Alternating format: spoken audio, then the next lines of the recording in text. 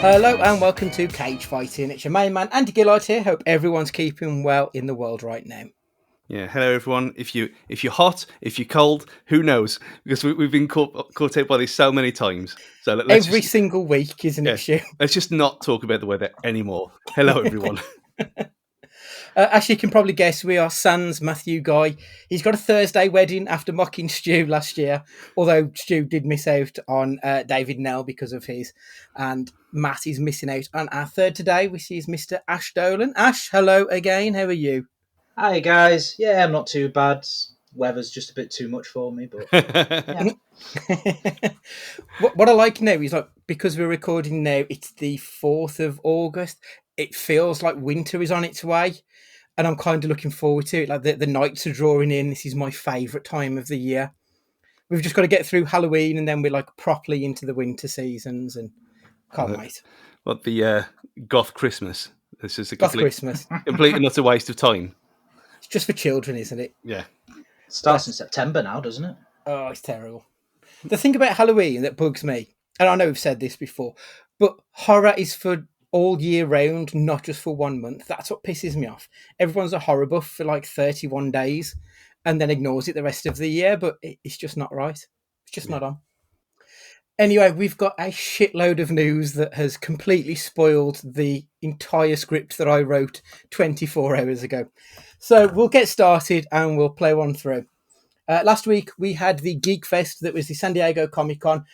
So I thought we should probably have a look really at those. I'm going to try and avoid most of the MCU stuff that came out of San Diego because, to be honest, there was nothing really new. It was more of the same old crap. First off, San Diego Comic-Con, would it be the best thing ever or the worst thing ever to attend, Stu? I mean, considering, well, weirdly enough, I've never been to a con ever. That does surprise me. That seems to be the nadir of all these things. That it's both of them, both of the above, where it seems to be the one where everything's all 10 times worse than from a hygiene point of view. by the looks at the photos that come out of it every year. But if you want crowds and you want that kind of atmosphere, I guess that's exactly what you want. So if there was to be one that I'd go to, it would be one of the bigger ones, just to soak it all up and not soak up the sweat so much. Ash, I mean, you're a regular con goer. Would this be too much? Because it looks a lot, doesn't it? You're talking to the guy who's applied for tickets and is a member on the hope that he can actually get to one of them. But I've looked at it, and unless you're going to, is it Hall H? Yeah, that's the big one. Unless you're going there, it's not too bad. It's Hall H is the big one. I think you have to queue for like a day beforehand to get in on the big day. And I imagine that's just hell in San Diego on what is it, July? Was it July or August? Yeah, July in San Diego all day. You'd burn to a crisp. But say apart from that, because the amount of stuff that's there, there's like they've got AEW were there this year. They've got all the other things. I don't think it'd be too bad. So I'd go with Heaven. Yeah, I think it would be excellent. I've done some of the London ones, which are like busier than busy, but the experience is incredible. So yeah, I would love to go. It would absolutely honk in there. It would be worse than going into a CEX, though. Like, it'd be horrendous. So at CEX, there was a so when I went to my last week, there's a CEX there now. It wasn't there. I'm sure it wasn't there the year before. I didn't see if it was. So it's relatively new. Still smells exactly the same. They all do. I don't know how it's possible. It's like they must just get a load of teenage boys on treadmills out the back. Like, it's disgusting. You haven't got a monster CX like we do in Chester, do you? Yours is ridiculous. It's huge. Yeah, it's massive. Right, so first up, some Nick news, or rather, no Nick news. Disney have announced the National Treasure TV series without Nicolas Cage, subtitled Edge of History. Is there any real interest in this series, especially without Cage? like at that point, it sounds like it's just going to be like a really tenuous tie into that world to try and bump up views. Stu, are you interested in this one?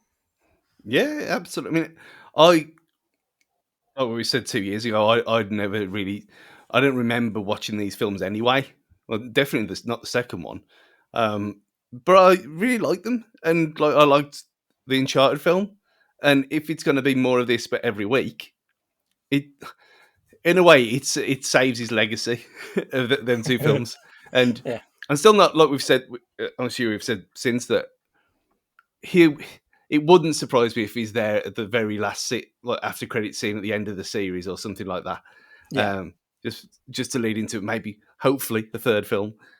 But yeah, I mean, out of all of that kind of stuff, I'm quite looking forward to it. It looks a bit like teenage TV kind of thing, like young adult Mhm. stuff. But who really cares? I mean, that's what we watch most of the time anyway. But yeah, I mean, it doesn't. I mean, Nick Cage being in their films was the draw to it. But I like the world. I like it's.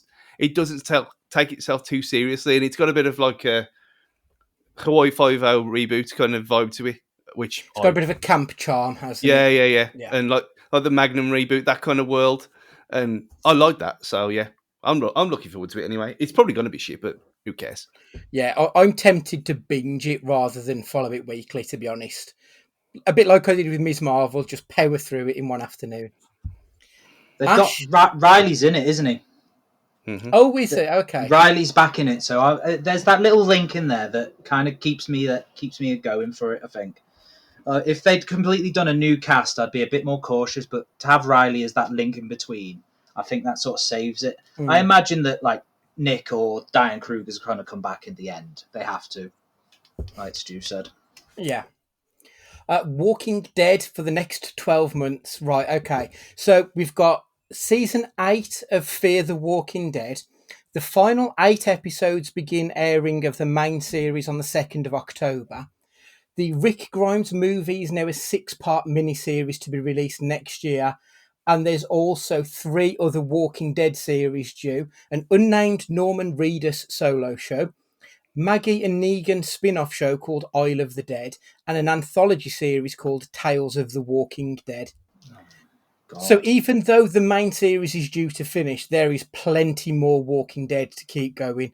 I believe World Beyond, was it called? The last spin-off? That's been canned. But there's a shit ton of stuff in the next 12 months just from The Walking Dead.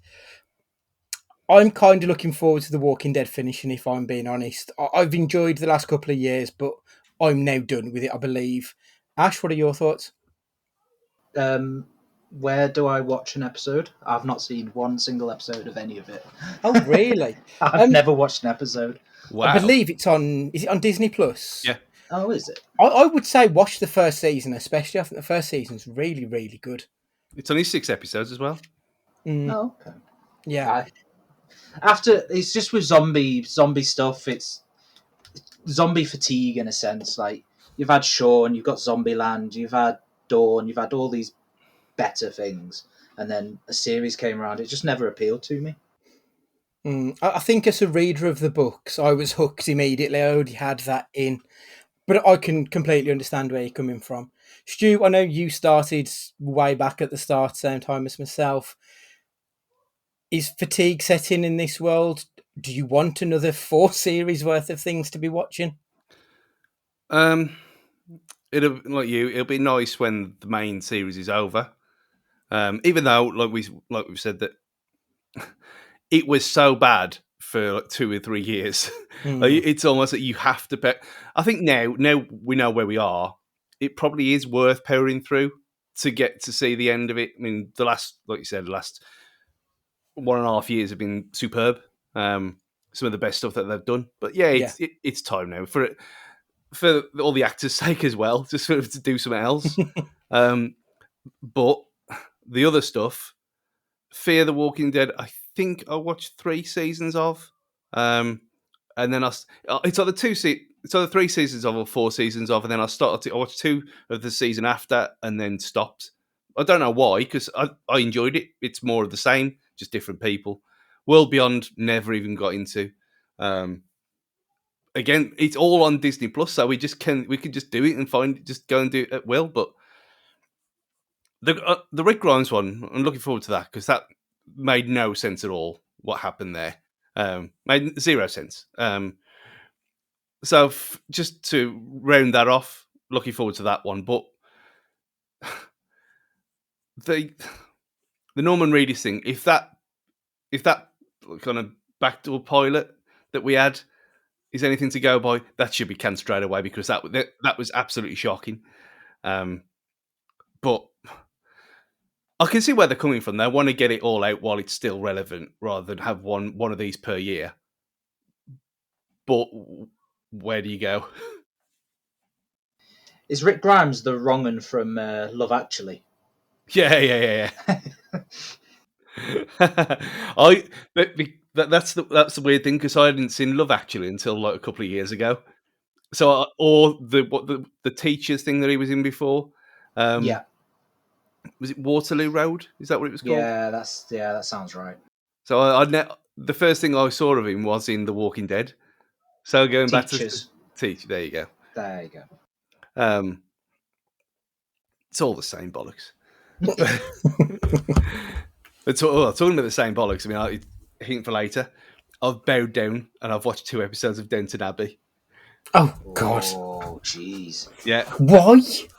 I stayed away from it for 12 years, and it was there, and I thought, just out of pure curiosity, and you know what's going to happen now.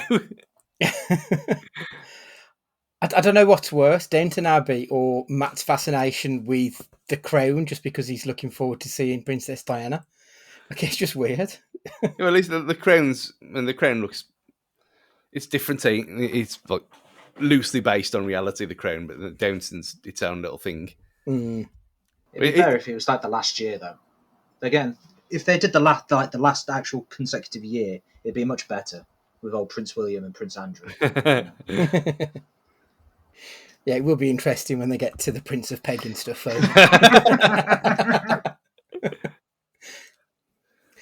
So the long-awaited prequel for the Gremlins has been announced. The Secrets of the Mogwai animated series will be available on HBO Max next year, apparently.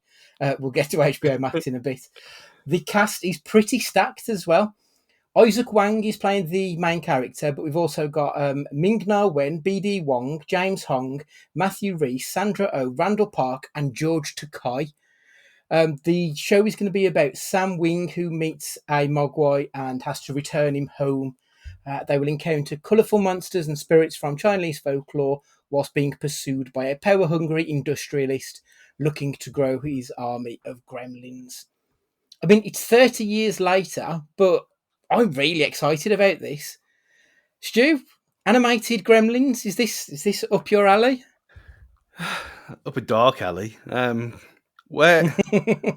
What style of animation is it?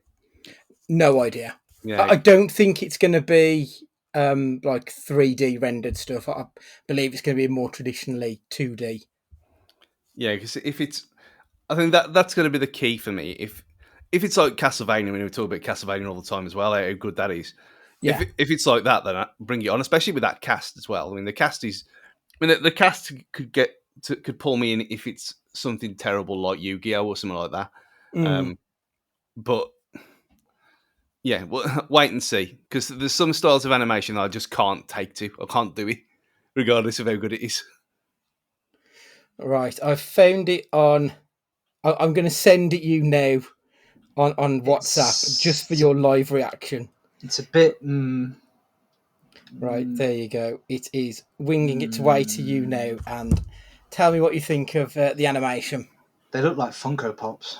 They do a little bit, don't they?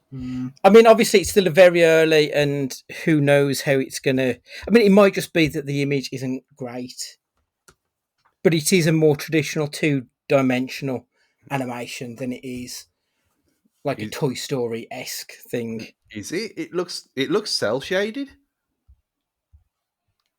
It looks kind of a mixture of things. Yeah, I think it is going to be a case of it's got elements of traditional and non-traditional animation in there. Oh yeah, I like this. Yeah, I'm intrigued to see how that's going to blend together. it look. You know what it looks like? It looks like Fortnite. Yeah, it does. For the listeners, if you just go on to Google and type in "Secrets of the Mogwai," it's like the first image of Gizmo that you see on there. See what you think. Let us know what you think of it. It's intriguing to say the least. I think. Ash, Gremlins, Mogwais. I'm a bit young for Gremlins. Oh, fuck off. When did it come out? 84? I think it was, yeah. Well, yeah, that's 5 years before I was born, so... with all the different, like, reboots and all those sort of things, to go through the cartoon route, I think that's just different enough to make it a bit more interesting than just a standard origin story or whatever. It depends on how adultish they go, because in the original it does get a little gruesome, doesn't it? If I remember. Yes, the first original film is kind of horror, to be honest. Yeah. But with a cartoon, it depends if they go a bit more adult or not. So I'm not sure. It could be good. I will watch it, but I say I've not got much context to it for being too young. That's fair. Did you Uh, did you have a Mogwai bag at school? No, I'm a boy. Exactly. This is my point. How many girls did you know that actually watched Gremlins? Because it was always a thing that the boys watched and stuff.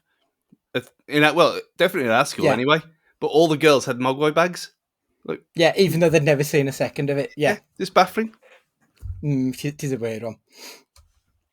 Right, I've got a little bit of MCU news and then quite a bit of DC news. Mm-hmm. So in the MCU, Oscar Isaac is currently in Cairo and was asked if Moon Knight season 2 is happening, to which he responded, "Why else would we be here?" So it looks like season 2 is currently being filmed. Also, Patton Oswalt was on an American chat show and confirmed that Eternals 2 is happening and Chloe Zhao will be directing. Ash, thoughts on Moonshite and more Eternals? Shite night, I called it. Why? Hashtag content, isn't it? It's just Very not. much so. We don't need any of it at all. It's just going to lead them to whether is Kang's Dynasty and Secret Wars. It's just plodding them along, but we don't need more. Come on, give over.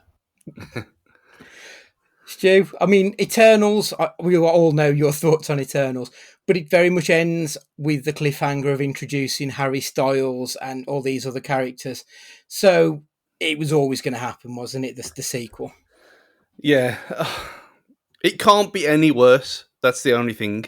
It can't be any worse. So you got Harry Styles and Dobby in whatever the hell that was. Dobby in a wig.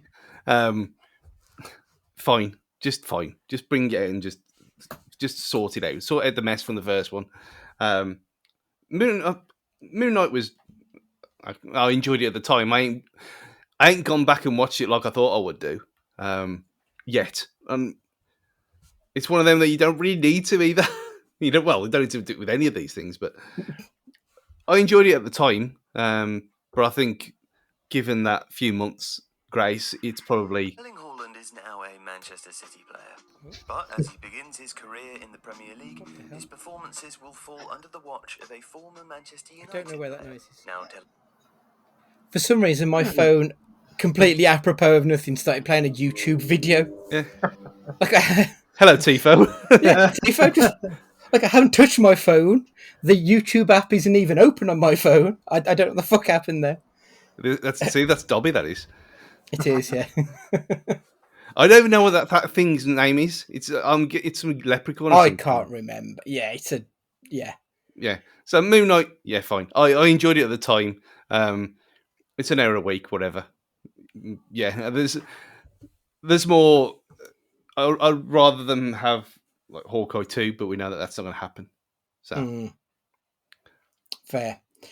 Right, so The Flash is due to end next year. It's going to be its 10th year on screen and is the last show standing from the Arrowverse. Stu, I know you've watched it all the way throughout. I know you haven't caught up on the last year or two, but you've been a long-term Arrowverse viewer.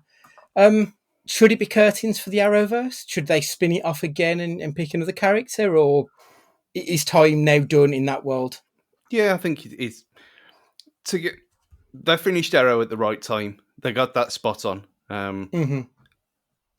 Batwoman was a farce. It was. We know why that went on for so long and what it was every week. It was pointless. It was too much, and there was no need for any of it. Yeah, it's a nice time to just wrap it up, leave it alone, move on, do something else. Especially if we're gonna have. I was going to say HBO Max, but then we'll get on to that in a minute. But yeah, I enjoyed the Arrowverse, and I think I was kind of waiting for this to get me back into it because I have got like a year and a half's worth of Flash to catch up with. Well, it was after the 5. What was it? I can't even remember what it was called. The 5 that linked together. Yeah, the crossover Final Crisis doodah. The one after that one. Yeah, because it started. It came back and it was 5 episodes. It was part 1 to part 5. I can't remember what it was called. Yeah, I know the one you mean, but yeah, it's gone. Yeah, yeah. So I'm from then onwards. So it ain't much, but it's just a nice way to finish. And with Superman and Lois being its own thing now, just keep it as its own thing because they've already broke the continuity with the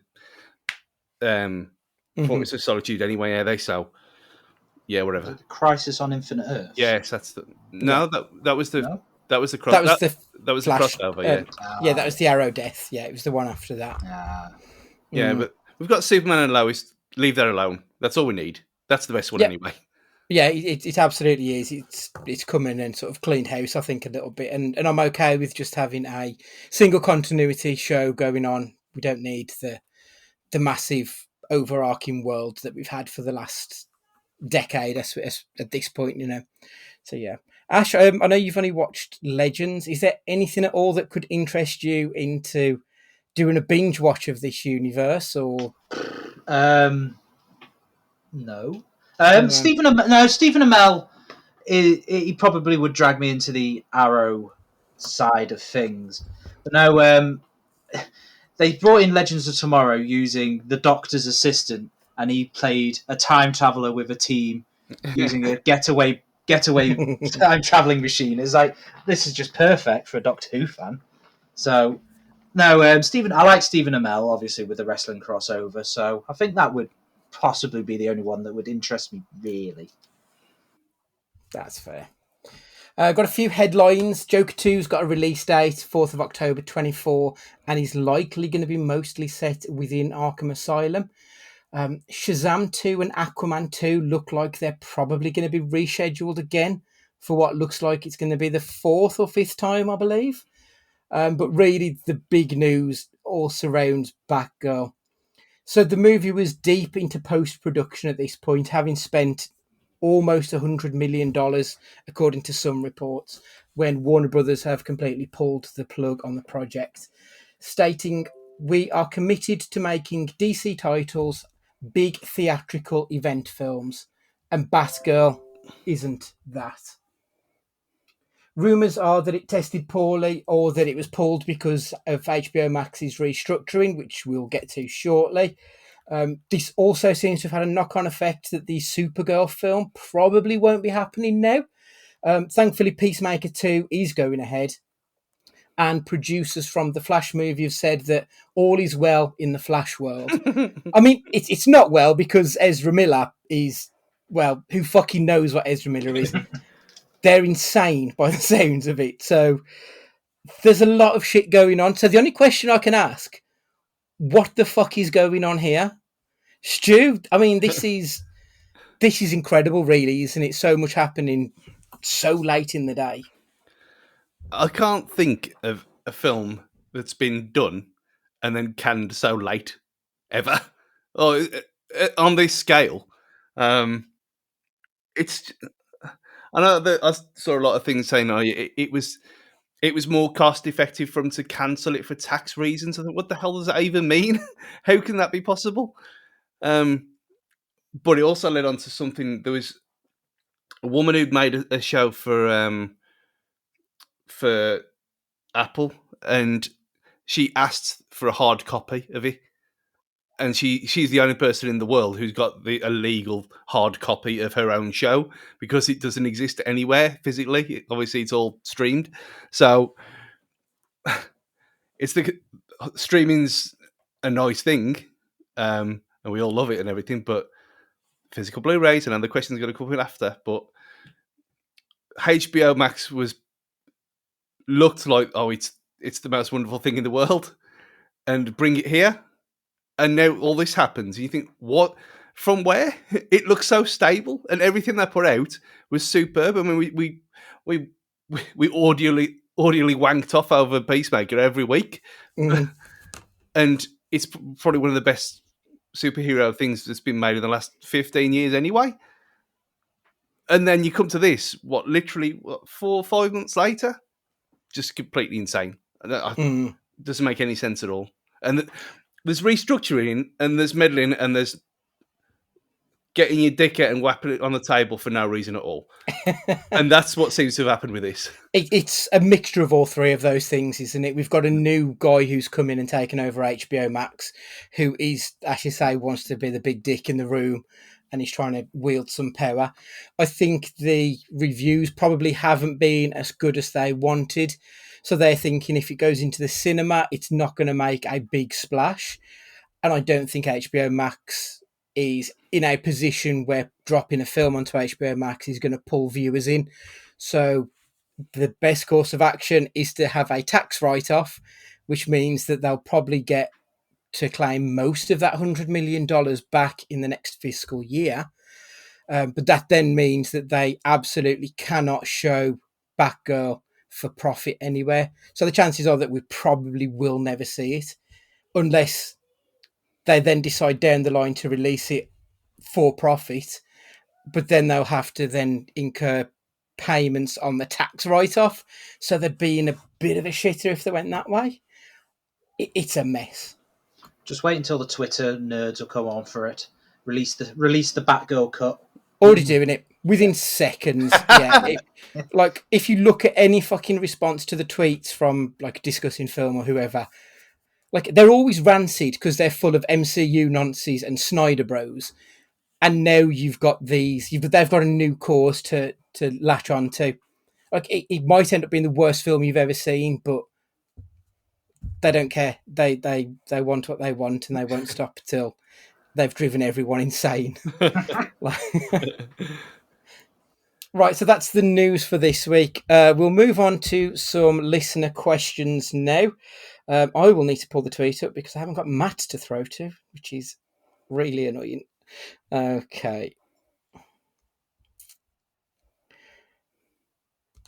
Okie doke, right. We have got one from our regular Mr. Andrew Wright. After being found guilty of conspiracy to endorse Aston Villa, you are able to choose your own sentence. You have got 3 options. The first option, you are the next contestant on The Running Man. 2, you are sent to Manhattan Island, a la Escape from New York. Or 3, 20 years on Fury 161, the Alien 3 prison. Ash, which of those punishments, rank them? Which is best, which is worse, which could you handle, and which would absolutely annihilate you? Alien 3 prison is going to be the best one, surely. They were fine until the Xenomorph turned up. They had if I remember, they had quite a good little setup going. They were all quite cheerful together, weren't they? If I remember rightly. And then they were doing all right, yeah. They were doing all right, so I think that one's not much of a thing as long as you don't turn up when old Xeno turns up. You'll be all right. Be a right laugh. And then after that, probably go with Running Man second, maybe. I don't know, actually. Stu? I mean, Running Man's probably going to happen in this country in the next 5 years. Let's just put it out there. I mean, X Factor's been off for too long now. Simon Cowell and his warped face needs something else to do. I was going to go the complete other way. I was going to say, let's get dropped into New York and just cause chaos. Because there's always the threat of a xenomorph, and you don't want anything to do with it at all. Even if it's not, if it's just in that world, don't care. If it's not near me, it could be near me, and you wouldn't know until it's too late. So that can stay at the very bottom of the list. Yeah, I think I agree. I think I'd rather go with the Manhattan Island personally. I think I could hack that one. With the Running Man, I just don't want to be chased by Jesse Ventura because he's a bit of a crackpot. We've had a message from Dave Evans. Do you think those who work behind the scenes on film, such as choreography, set designs, costumes, etc., get annoyed when a film bombs? The story acting might be bad, but their work might have been exceptional. Are they forever tarnished from working on a quote unquote bad film? Stu, what do you think of the people behind the scenes? Do they get are they as invested as what's going on in the acting world? Because let's be honest, most films are judged on the acting and directing, probably more so than the costume design, which for me is a big part of a film, but it does get overlooked, rightly or wrongly. I think by people in that kind of in their profession, I don't think it really matters that much because I mean, game recognises game, don't it? At the end of the day, and you look at Evil said, "Oh, one of the greatest film of all time, Avatar." How good it actually looks, and the technology was great, despite your wrongness of the story. But so you still got examples like that, and you've still seen loads of films that have won things for best graphics or best CG or whatever that are shit. So Yeah. I don't think it matters.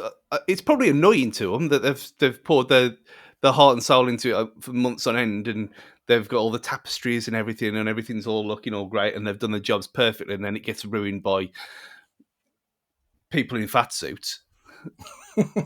We don't need to name him, but it's probably annoying more than anything else. But I think for their people, they'll get recognised regardless. I think if it's good work, they'll see. Ash, do you agree? How many golden boots has Harry Kane won? How many trophies has he won with Spurs? And yet he still remains. He does good work on himself, but his team never gets a good trophy. So I think it's the same sort of thing, really. Yeah, I think I agree because, like, I'm sure not the Suicide Squad, but Suicide Squad was Oscar nominated, if I remember correctly.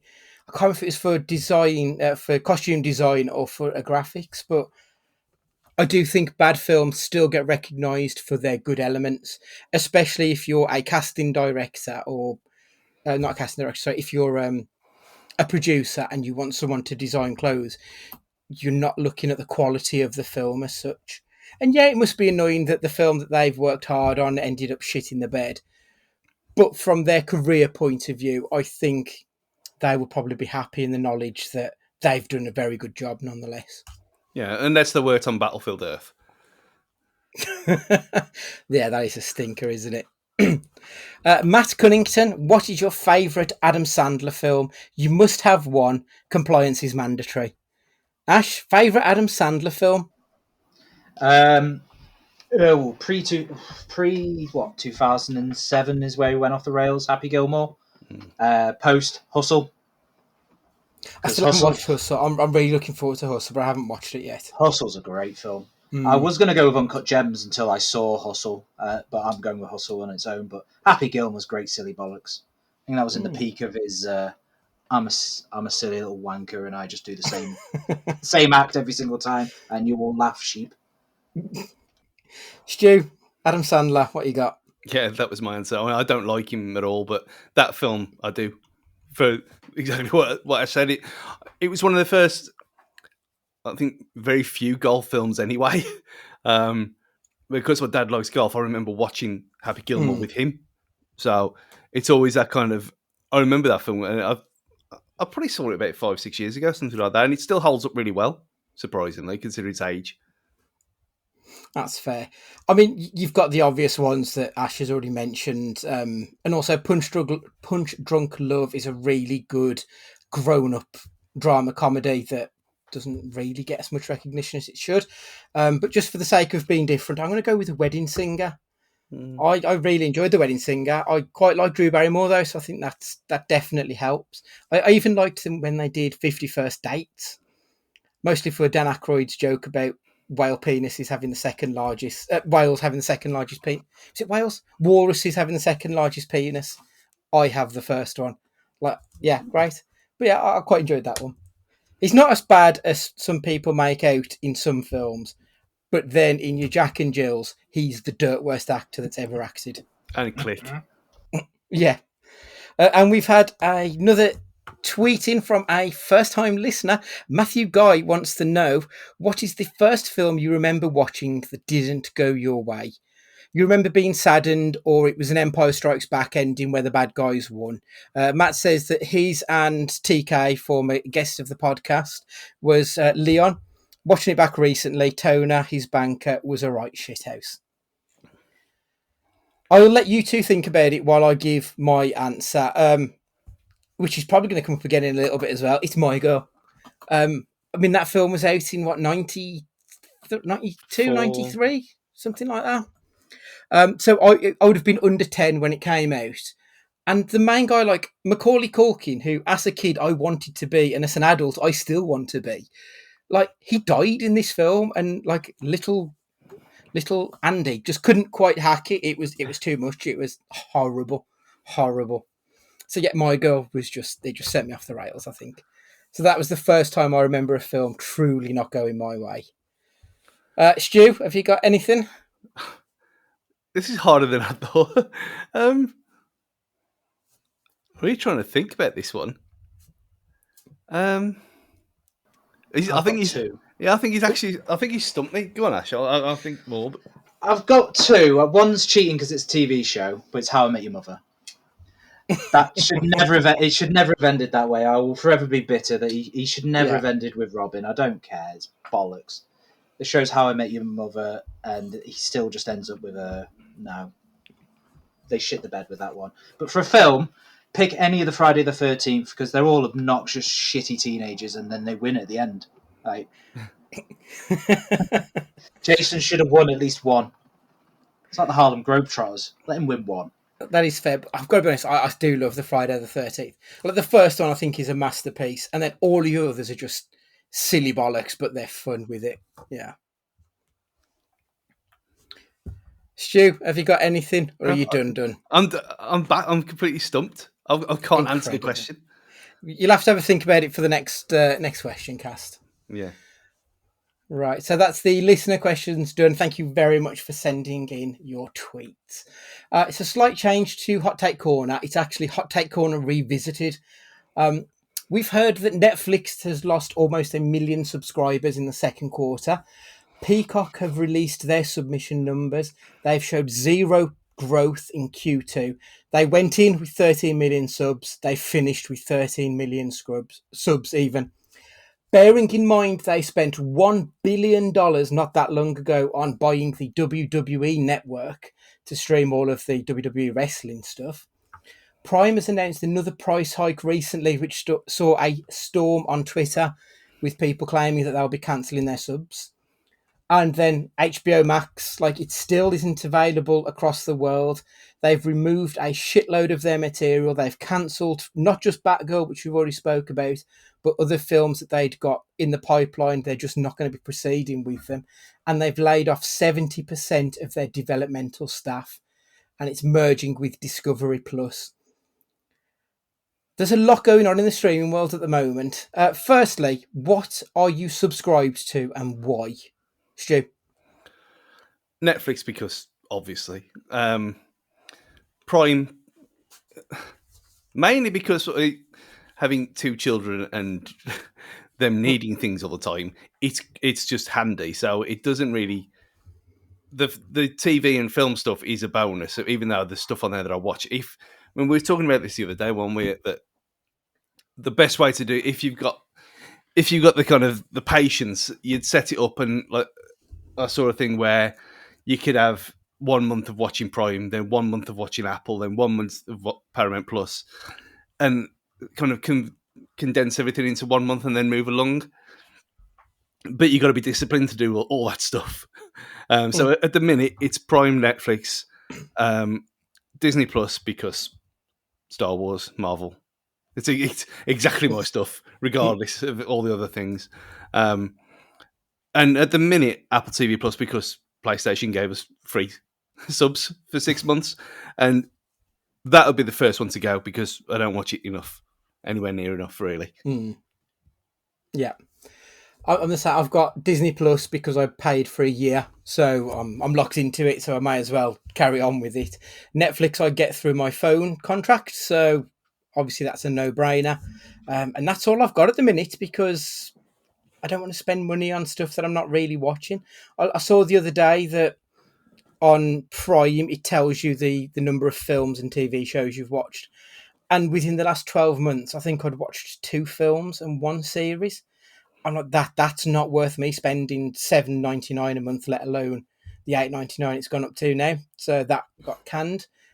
So yeah, I'm down to just the two because one I've already paid for and the other one is a bonus on my phone contract.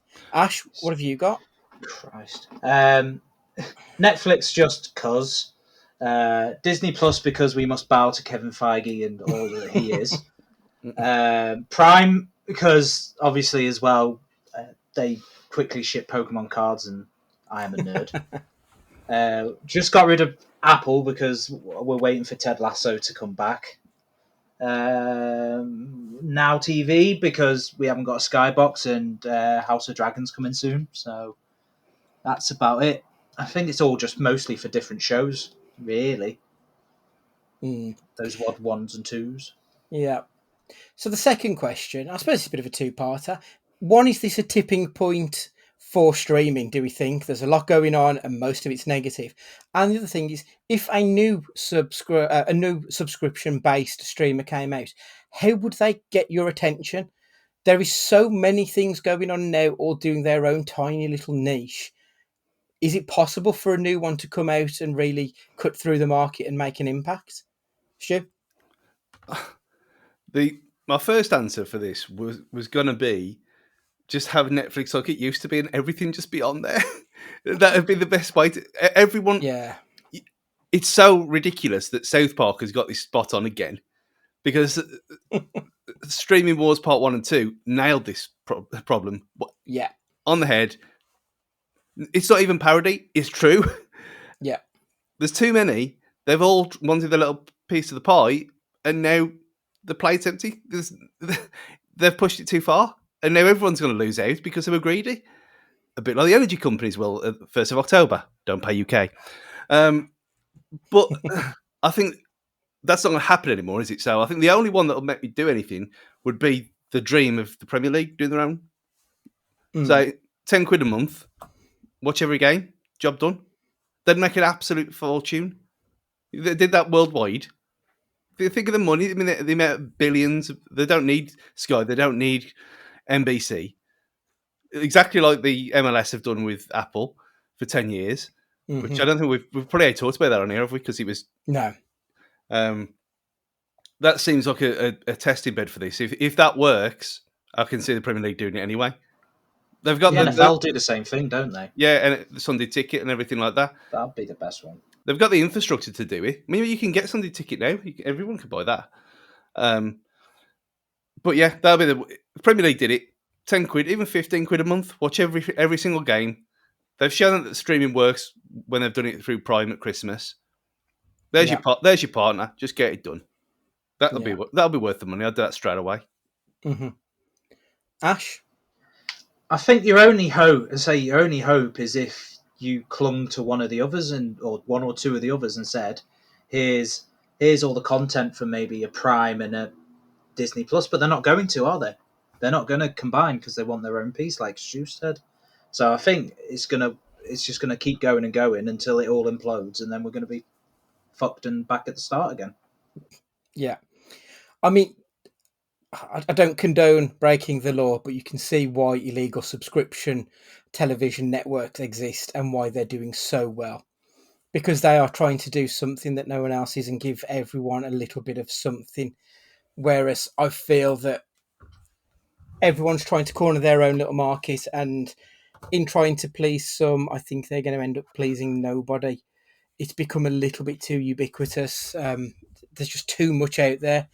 And I mean, even if I look at Netflix, the quality of the films has really suffered over the last few years. Like year on year, the actual movies that Netflix produces are a bit shit and they cost a fuckload of money.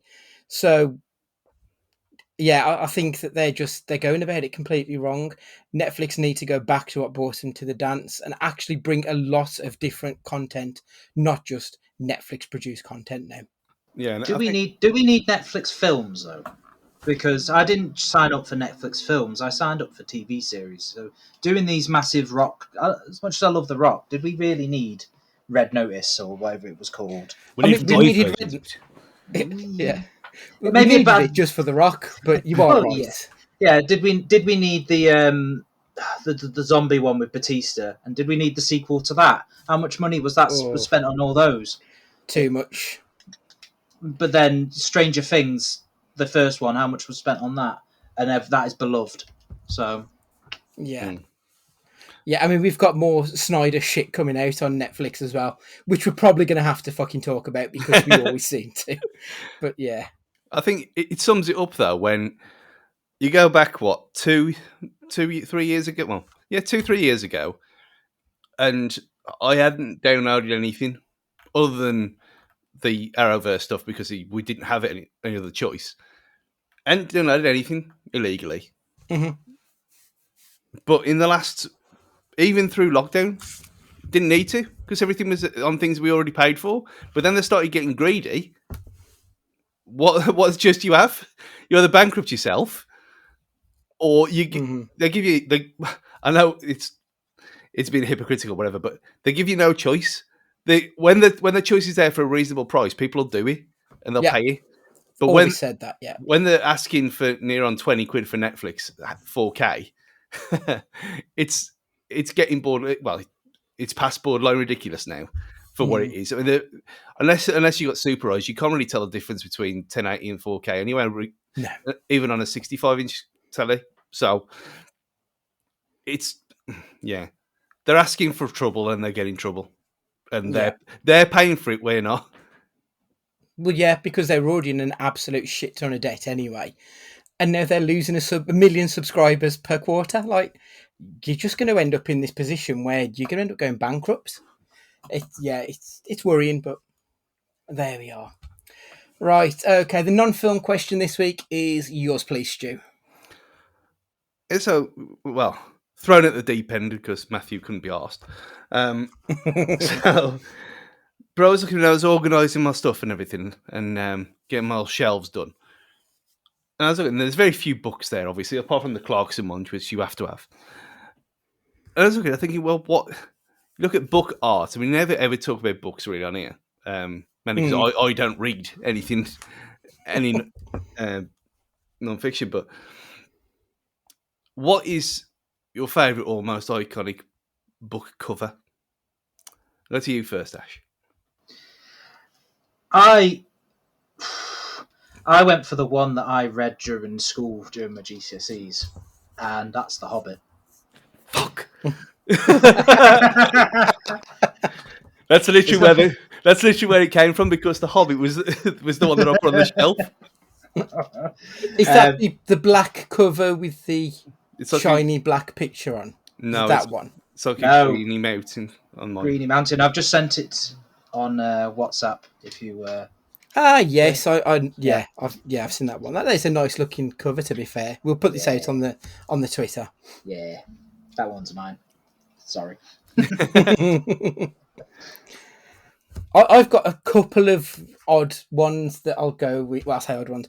The first one is a book called Lovely Biscuits by Grant Morrison, and it's a collection of his poetry and plays that he wrote. I love Grant Morrison. He's a crazy genius. Love the guy. And because it's a book, it's a very eclectic image that I don't know if it's coming up on there. I will send it to you, and I will put it out on the Twitter as well so you can see what we're talking about. But it's such a weird cover that really encapsulates the book because the cover's got a bit of everything on there and the book has got a bit of everything in there. And because of it being Grant Morrison, and I think it's the most expensive book I own, like I had to pay 100 quid to get it because it had completely sold out everywhere. But I love Grant Morrison that much. I thought, I've got to have this book. I'd also like Irving Welsh's Filth, which is it's a pig's head wearing a copper's hat. And the story is all about how corrupt the police or this particular police officer is. Did you watch the film, the James McAvoy film?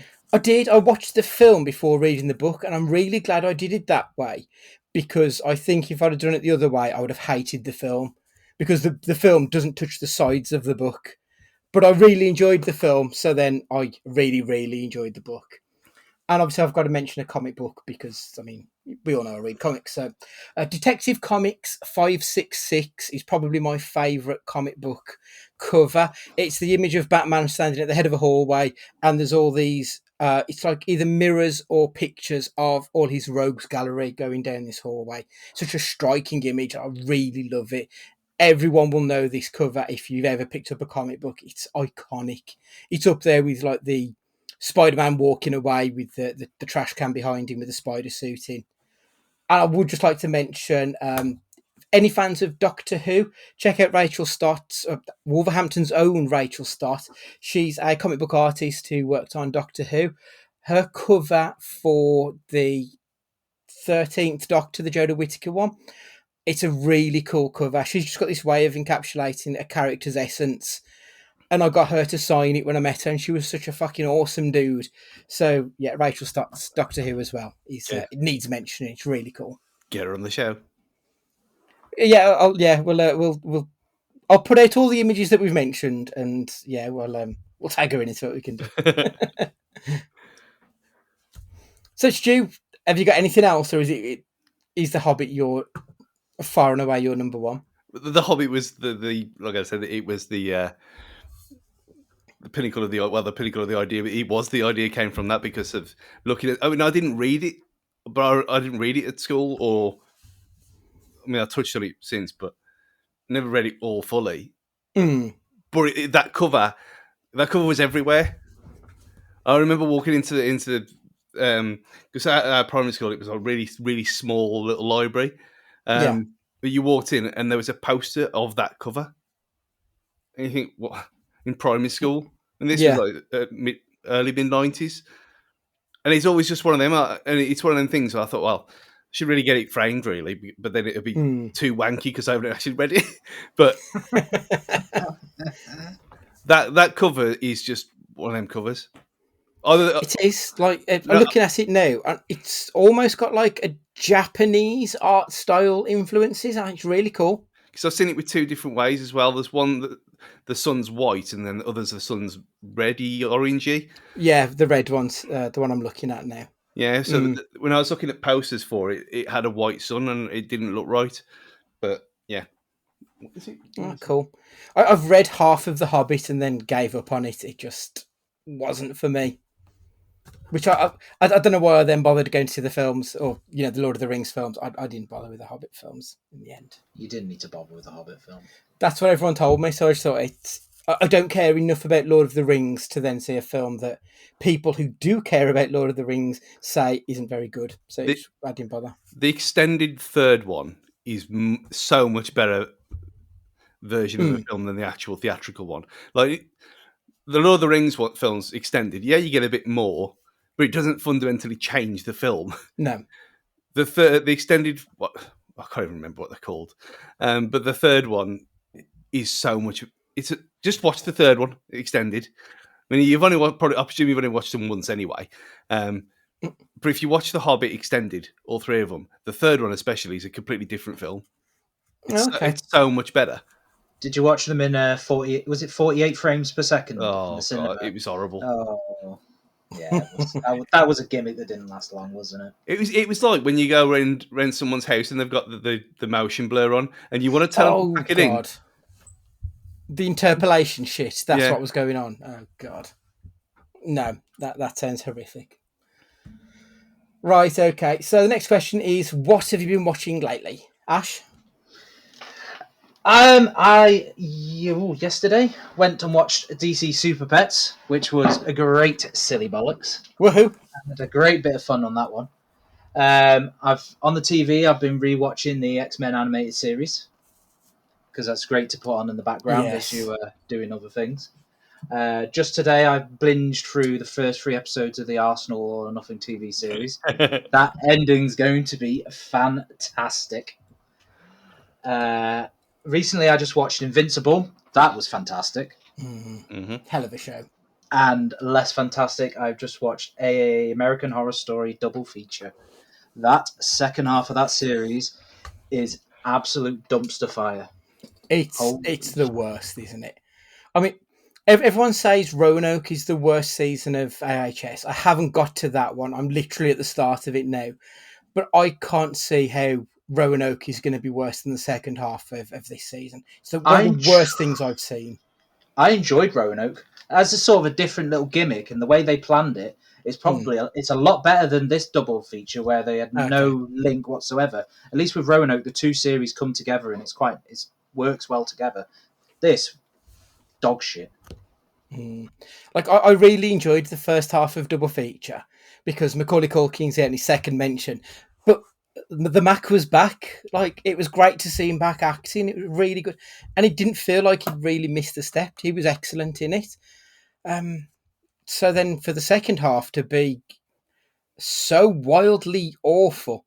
I mean, it goes from a 4-star to a 1-star. It is that much of a disparity. I'm not being hyperbolic here. It's awful. It's almost unwatchable. The second half of it's terrible. Stu, what have you been watching? Well, because like I mentioned, I was away last week, so since I wasn't in my usual audio-visual cave of wonder, and I was forced to watch things on a Porpoise TV, a couple of the good old documentaries. I watched Meltdown in 3 Mile Island, which on Netflix, which I'd never even heard of before. So a nuclear accident that happened before Chernobyl, but in America. Okay. It didn't blow up, but it released shitloads of toxic gas and stuff into the hydrogen gas into the air. And they just left it. They left the people there. So some of them left, and obviously the after effect. I think it's 3-part Netflix documentary. Really good, really interesting. Something I'd never. You know what? That explains so much about a 90s wrestler called Adam Bomb because he was billed as being from 3 Mile Island. There you go. Okay, now I know about it. Okay, right. Yeah, so there was that, and then there was Captive Audience, a real American horror story that was on Disney Plus, and that was about a kid who was kidnapped at 7 years old and then reappeared 7 years later. And it was really clever because it was turned into the story was turned into a film, and the TV movie, and they were using footage from the TV movie as well as talking about the actual events that happened. But they were using the people who played the characters in the TV movie in the 80s reading through the script now. Okay. I've never seen anything quite like it before. And it was produced by the Russo brothers, who we'll come on to next, because the other one, and I know you watched it and obviously hated it. I had stayed away from The Grey Man because of the absolute shocking reviews and things that had been said about it. And I know Nate mentioned it on Twitter that he enjoyed it as well. I fucking love this film. And it is so shit. It is not a good film at all. But I think this time it knows exactly what it is. A bit like what we were talking about The Rock earlier. This was like channeling Commando. And Chris Evans' performance with his silly little evil moustache and how he minced around the screen was almost seen. It was like there was points where he might have just been saying, "I'm waiting for you, John," as is the excellent line in Commando. It's like an 80s film now, which is exactly what I wanted to watch at this time. And yeah, some of the CG in the plane is a bit ropey, really bad, and the sheer amount of destruction and explosions is ridiculous. But I think having a really awful name doesn't help it either. No. I mean, that's why it kind of turned me, because people were talking about it. I thought, The Grey Man, what the hell is this? And it completely turned me off it. And then I saw what it was about, and I thought, right. And my new beau, Anna, I'm going to watch everything that she's in from now on. I love that woman. She's a delight. She is in Deep Water and on Prime. You watch that with Affleck. Okay. I do like Ben Affleck, so I'll add that one. Yeah. You there's not much left to see of her anyway. Let's just put it that way. Yeah, so I really enjoyed it, and I know why you hate it, and I know, because it's fun and it's silly, and you can't say it's film of the year because it absolutely won't be. But out of all the things that we watched this year, Maverick aside, I've probably smiled more watching that, almost on a par with Jackass 4 or Jackass Forever. I don't know why, I just did. I thought it was absolute gash. Like, it was the most generic film I've ever seen. Like, every genre trope you expect to see in a film of this genre, it hit on the head. It wasn't well directed. I'll give you the acting. I think Chris Evans had the time of his life. Yeah. Like, he really seemed, he looked like he was enjoying himself, which doesn't always mean that I'm going to enjoy myself, because they are. Like, and like, I really like Gosling, generally speaking. I think he's solid, but he just sort of grinned his way through the whole film without really putting in any effort. I hated it. And someone said the other day, they referred to the Russo brothers as jumped up TV directors. And that's exactly what they are. And that's what they've shown in virtually all of their films. They're just TV directors who've been given a budget. I mean, it was a $200 million film. I expect a lot better for that money. You got your And it's obviously explosions. That's what you had. got lots of fucking explosions. And it ends with a quite obvious, there's going to be a sequel. I have no interest in seeing any more from that world. It was terrible. What if they cross it over? With what? The Rock. Oh, they can't do that to me. They cannot do that to me. You can see where it's going to go. It's got a similar vibe to it. If they've got the Netflix cinematic Christmas universe, then they can have the silly action film universe as well. They can't. I hope they don't. They will. Oh God, I'd be devastated if they did that. I also watched Super Pets. All I wanted was for it to be silly fun, and that's exactly what I got. Like, it wasn't highbrow. It wasn't a kids' film, but adults can laugh at it. It was just silly fun throughout, and I really enjoyed myself. It was precisely what I wanted it to be. Excellent. After your recommendation on the last question cast, I watched The Game, the Michael Douglas film. Is it Michael Douglas? Yeah. I really enjoyed it. My kind of film. I like a good sort of murder mystery, spy going on kind of nonsense. Yeah, it was great fun. Really, really good movie. I loved it. I finished off my Bob's Burgers rewatch, so I've now got to watch the film again, which I'm really looking forward to. And I've started off watching The Simpsons again. I've started from season 3 because I watched seasons 1 and 2 last year, and season 3 is when the good stuff comes in. So I've just watched the Flaming Homer, the episode where he invents the drink that Moe steals. Oh, this is so good. Like, I genuinely, this is some of the best animated TV that's ever been made. It was excellent for a brief period of time that's now well and truly in the ashes. And the other thing that I wanted to mention, on Disney Plus, there's a documentary series called Keeper of the Ashes, which is about the Oklahoma Girl Scout murders, where a group of kids were killed. Girl Scouts, they were on a camping weekend, and a few of them got murdered. Like, it sounds really like my kind of thing. I like a good murder mystery documentary, and Kristen Chenoweth's in it, so I thought, excellent. I love Kristen Chenoweth. And it kind of whiffs. Like, there's no point in Kristen being there other than she was a Girl Scout in Oklahoma at that time.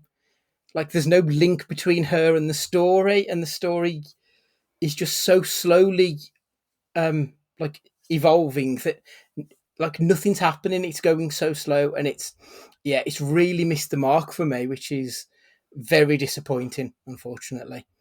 But I've only watched the first 2 episodes. I believe there's another 2 to go. I don't know if I can be asked to finish them off because they've been that bad. So yeah, there we are.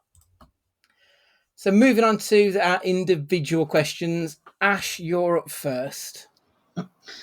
See, I think I was trying to go for something serious, but then I thought, why don't I just go completely the other way?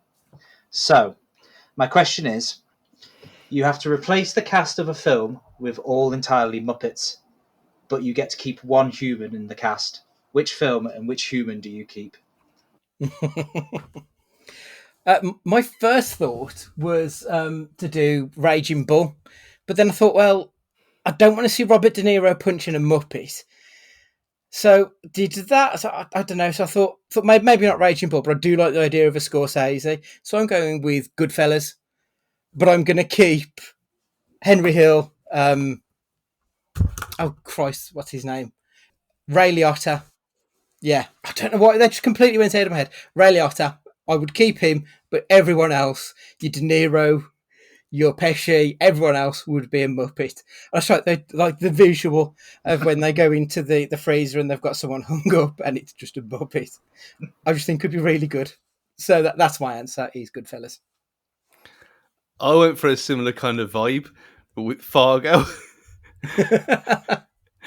Brilliant. And obviously keep Steve Buscemi because he's kind of Muppet-like anyway, and he'd fit perfectly. But just, I mean to get back to that series because I really enjoyed season 1 and 2 of Fargo. Yeah, and that's all I've seen. I don't know why I never carried on with it, but yeah. Season 3's good. Season 3's better than 2, but I haven't watched 4 yet either. So yeah. Oh, excellent. Well, that's going straight on the list then. But yeah, that film, I hadn't seen that film for a long, long time. But for some reason, that what came straight into my head. So that's what I wrote down. Fargo. It's the wood chipper scene, isn't it? Yeah. Excellent. Mine, I'm going for Schindler's List. But I'm keeping Ralph Fiennes. So, I think that'd just be perfection. Oh god, that would be grim, wouldn't it? all of the Muppets in black and white, apart from one red one. apart from Elmo. Herding all the Muppets onto the trains. Oh, God bless them. Dear me, yeah. I would absolutely watch that. Stu, you're up next, please. Yeah, and this came from, well, even after I said over an hour ago that we weren't going to talk about the weather, this came after our amazing heat wave ended after 2 days and it was absolutely pissing down. And I just looked at it and thought, well, what is your favourite or most iconic rain scene? Because out of all the things, why have we not talked about this? And it pisses down quite a lot in this country. So, yeah, go for it. Ash first. I went. There was a couple of easier ones which I left. I'm going for Rush, the final race in the Japanese Grand Prix between Niki Lauda and James Hunt. I think that scene, the way they filmed that in the rain, was fantastic. Daniel Bruhl, the way he acted as well. I love that scene. I love that film, but I think that ending was brilliant. And even though most people know the result, like you still had that tension. And I think that's the making of a good scene and well directed. So, Rush for me. Yeah. Even you like that, don't you, Andy? You do like F1? I haven't seen Rush. I saw the Le Mans 66 is the one I saw that I loved. I thought it was brilliant. Oh, you'll enjoy Rush then because it's similar kind of vibes. Good cast as well. Yeah, Senna's good as well. Senna's it's that could have been your answer from earlier. Even though obviously I remember that happening in '94, but yeah, I've said that story before where me and Dean didn't talk to each other when we went to see cinema, and then we walked all the way back to the pub without saying a word to each other because we were too emotional. I could imagine. Yeah, it's even as someone who's not into that world, like that is a moving film and a moving depiction of the man. Like, yeah, it's it gets you that one, does. My answer is, well, there's like 2 iconic scenes in the rain, but the one I want to go for is set after a rainfall, and I will quote you from the film. Thank God for the rain, which has helped wash away the garbage and trash off the sidewalks. All the animals come out at night. Whores, skunk pussies, buggers, queens, fairies, dopers, junkies, sick, venal.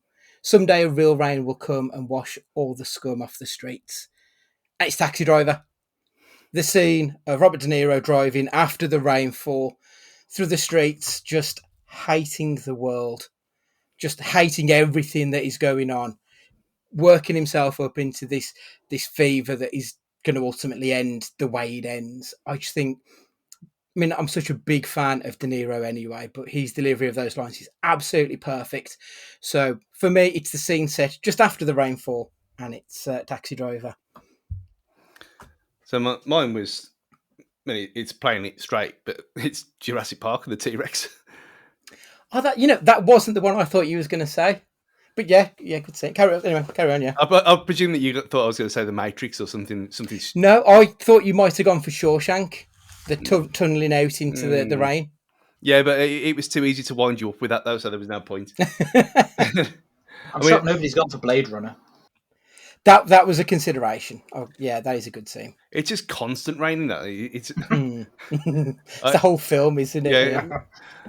I think I so want to watch it again, but it's so depressing and sad. even which I probably haven't seen. I saw the final cut the week before the sequel, but some of the other versions I ain't seen for years. But yeah, I mean, let's mention Singing in the Rain because we know we're going to get abuse on Twitter if we don't. Yeah, that was the other obvious answer for me, was Singing in the Rain. Yeah, brilliant film, great scene. Yeah, but Jurassic Park, just with the T-Rex foot comes down into the mud, just super. Even now, 30 odd years later, superb. It's iconic. Actually, I said in the question, like that is such an iconic image from an iconic film. Yeah, that's a great choice. To be fair. So on to my question: whose death on film was the most impactful? Stu. And this was impactful for me, not for audience, because that's too complicated. So for me, the one that it takes a lot for me to choke up and that kind of thing. The quarterback episode of Glee really got me, and not even in a piss take way. That was so emotional on it, and for a long time I didn't watch it afterwards because I couldn't. Because Corey Monteith, obviously, what happened to him, it was too much. Yeah, and that episode was really, really good. But Logan, we all knew it was going to happen. Spoilers. But just how it was shot, that film itself is superb anyway. But yeah, just leaning up against that tree or stone, whatever it is leaning up against, it's just really. I think because it was the end of a journey as well that we had from back in 2000, and it was finally all over for that iteration anyway. Yeah, it really chilled me up and it really affected me in a way it really shouldn't have done. It was really well delivered though, yeah. I mean, I'm not a huge Hugh Jackman fan, but he acted his bollocks off in that whole film, let alone that scene. So yeah great choice. Ash? I had a TV one and a film one as well. The TV one would be Marshall's dad in How I Met Your Mother Again. That was brilliant. The scene, the episode leading up to his death with the countdown, that was very well done. And then the entire scene of the last words with him and all of Marshall's family having the last words, and then he didn't have one, and then obviously with the phone call at the end, that hit home. It breaks me every time. But for a film, I went for an outside one. I went for Scream, but I went for Drew Barrymore's death. She's on the poster, and she dies in the first 15 minutes. The cover girl dying in the first 15 minutes was unheard of before Scream, and they changed the entire bloody genre with it. I thought that was fantastic. Arguably at that time, I think Drew Barrymore was probably the biggest star, wasn't she? In that film by quite some distance, yeah. So for them to kill her off in the first 15 minutes, I think that was a massive impact. I don't even think he's 50. It's probably about 5 minutes, ain't it, really? Yeah, it's yeah. I mean, I know obviously it was a homage to Psycho with Janet Leigh's death, but Janet Leigh lasts considerably longer than Drew Barrymore does in that film. And yeah, that does have a hell of an impact on us, you as the viewer, because you're assuming she's going to be the final girl, not the first person offed. Yeah. So yeah, immediately got you on the wrong foot. Like it's masterful storytelling. And how many films now just kill off like a big star? They bring in some sort of person, and like just off the top of my head, like in Saw, one of the Saw films, they had Chester Bennington, and they just offed him in the first death, and it completely changed the game. Yeah, absolutely. And the other one that just sprang to my mind was Deep Blue Sea with Samuel L. Jackson. Which is such a bad film, but I do enjoy the hell out of that one. My honourable mentions for the second mention of the evening is My Girl. When Macaulay Culkin, Thomas J. Sennett dies, I still cannot watch that film. A couple of years ago, it was on Channel 5. I was flicking through the stations and I landed on the scene with him in the coffin. And that was literally all I'd seen. And I was bawling my eyes out because it just kills me every time. It's too much. In Scrubs, the TV show, when Jill Tracy dies, who's a patient who's appeared in a couple of episodes, and then her death has this knock-on effect because she died of rabies, which they didn't realise. They transplanted some of her organs. Other people died because of it. And Dr. Cox's reaction is some of the best acting I have ever seen, ever. It is incredible. I implore people to check that out because it is just next level. And the other one I mentioned was Hector in Coco. Like, he's dead when we meet him because we meet him in the other world, but we then get a revelation of his death and who he is. And it's just really beautifully told. It's so moving that I didn't expect it in this film. Like, I went in just thinking it'll be another fine Pixar movie. Like, they're all good, but yeah. And it ends up just really kicking you in the bollocks. Like, it's really well done. But my actual answer is Jack Twist from Brokeback Mountain. Like, it's such a beautiful story of their relationship throughout the film and the hardships that they go through as a couple. And then at the end, when he calls him to try and catch up with him only for his wife, Anne Hathaway, to tell him that he's no longer with us. And she tells him a sanitized version of what happens, but then you get the flashbacks of him being beat up because he was a gay man and being murdered. And it's kind of devastating and horrible, and it really just sort of tears your heart out, having seen the struggle they've been through throughout the whole film. It's such a wonderful, like, I'd go as far as saying Brokeback Mountain is a perfect film. It is excellently well made. So for me, that's the answer. To go back to Scrubs, I'm surprised you didn't mention Brendan Fraser. I love that. That's the bait and switch in that is perfectly played. Like, I remember having to watch it twice because I just completely missed it the first time. It's so well done. But it's Dr. Cox, it's John C. McGinley in that other episode that, I mean, to be honest, like, he's one of my favourite actors. He's never anything less than perfect in a movie. He's exceptionally talented. That is a top shout, to be fair. Next up is a picture pod where we're going to be discussing Amos and Andrew, a film from 1993. It is currently available for free on the YouTube. It's a farce comedy where a black man gets wrongly accused of committing a crime and all the white police force overreact. I mean, where do they get their ideas from, eh?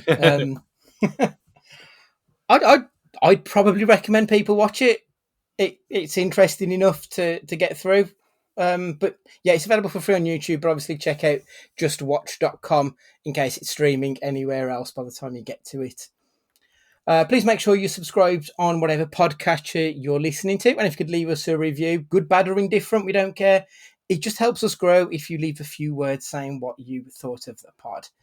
You know, I did this the other day because, like, the amount of podcasts that I listen to who want Patreon money, I can't afford to pay you anything. So just leave them a review because it bumps up their numbers and helps people find them on iTunes and Spotify and stuff.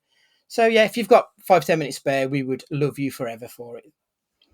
Obviously, get in contact with us on the socials at Cage Fighting Pod and any emails to cagefightingpod@gmail.com. So for this week, Ash, would you like to say goodbye? See you later, guys.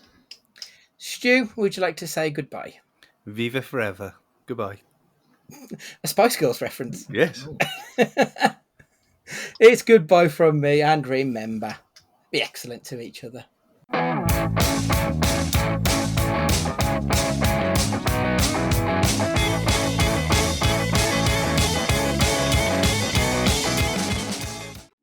As soon as peace occurs, I want that cloth distributed to the workers. 2.5 meters each. Also, each person is to get a bottle of vodka. They won't drink it, they know its value.